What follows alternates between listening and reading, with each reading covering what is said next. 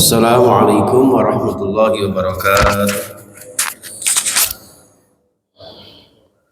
Alhamdulillah, summa alhamdulillah, wassalatu wassalamu ala nabiyillah wa ala alihi ashabihi mawalah wa la hawla wa la quwata illa billah.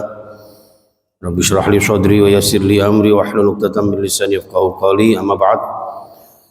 Kaum muslimin muslimat yang insyaallah dimuliakan Allah Subhanahu wa taala, khususnya jemaah Masjid Darut Taqwa dan pemirsa dimanapun berada, kita bersyukur kehadirat Allah. Mudah-mudahan dengan syukur kita Allah tambahkan nikmat kepada kita, terutama nikmat iman, Islam dan takwa, agar kita hidup bahagia sekeluarga, barokah dunia dan akhirat kita. Amin ya rabbal alamin. Kita awali dengan Ummul Quran. Al-Fatihah. A'udzu billahi minasyaitonir rajim. Bismillahirrahmanirrahim. Alhamdulillahi rabbil alamin arrahmanir rahim maliki yaumiddin. Iyyaka na'budu wa iyyaka nasta'in ihdinas siratal mustaqim siratal ladzina an'amta 'alaihim ghairil maghdubi 'alaihim waladdallin. Amin. Bismillahirrahmanirrahim. Surah Hud ayat 5. A'udzu billahi minasyaitonir rajim. Ala innahum yathnuna sudurahum liyastakhfu min ala hina yastaghshuna thiyabahum ya'lamu ma yusirruna wa ma yu'linun innahu 'alimun bidzatis sudur. Ala, ketahuilah, ingatlah, innahum, bahwasanya orang-orang munafik itu yasnuna sudurahum, ya, mereka membusungkan dada mereka karena kesombongan mereka. Di antara indikasi orang-orang yang sombong itu, ya, atau orang-orang munafik itu, dalam dirinya ada sifat kesombongan, ya, menunjukkan, menonjol-nonjolkan kelebihannya, ya, lebih mengingat-ingat kebaikannya, melupakan kesalahan-kesalahannya. Orang munafik itu yasruna sudurahum, ya, membusungkan dada mereka, liyastakhfu minhu, untuk apa? Supaya mereka menyembunyikan apa? Menyembunyikan identitas kemuliaan Nabiullah Muhammad sallallahu alaihi wasallam.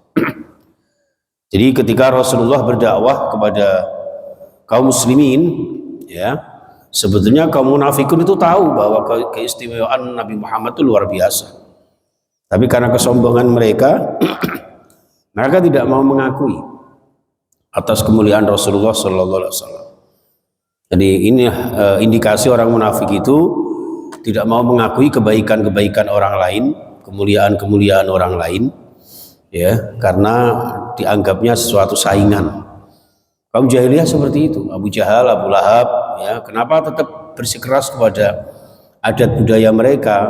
Karena merasa nanti tergerus, terpinggirkan, tergusur oleh pengaruh-pengaruh kemuliaan Rasulullah sallallahu alaihi wasallam. Itu jamaah sekalian. Ala hina yastaghshuna siyabahum, ketahuilah ketika mereka menyelimuti, ya, siyabahum. Jadi diibaratkan oleh Allah Subhanahu wa taala suatu tubuh kita diselimuti dengan pakaian, ya. Mereka menutupi apapun keburukan-keburukan mereka, Allah Maha tahu. Apapun yang mereka rahasiakan, apapun yang mereka sembunyikan dari keburukan-keburukan orang munafik itu, tentu Allah Maha tahu. Ya'lamu ma yusirruna wa ma yu'linun. Karena Allah itu Maha tahu apapun yang mereka rahasiakan, apalagi yang mereka tampakkan. Jadi kita tentu tahu Allah itu Maha tahu baik yang lahir maupun yang batin dari setiap makhluknya, bukan hanya manusia. Apalagi kalau hanya sekedar sifat-sifat dan karakteristiknya orang-orang munafik, ya, Allah pasti Maha tahu. Innahu alimun bidzatis sudur. Innahu, sesungguhnya Allah Subhanahu wa taala iku alimun, zat yang Maha mengetahui. Mengetahui apa? Mengetahui bidzatis sudur, ya, mengetahui apapun yang tersembunyi di dalam hati kula jenengan. Allah Maha tahu apa yang ada di dalam dada kula jenengan. Ya, hati, perasaan kula jenengan Allah pasti maha tahu. Karena Allah itu jangankan manusia, makhluk apapun berada di genggamannya. Maka di ayat 6 ini Allah menegaskan, wa ma min dabbatin fil ardi illa 'alallahi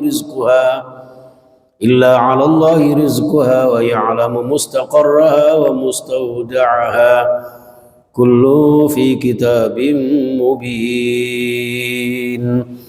Wa ma min dabbatin, dan tidak ada satu gegermetan.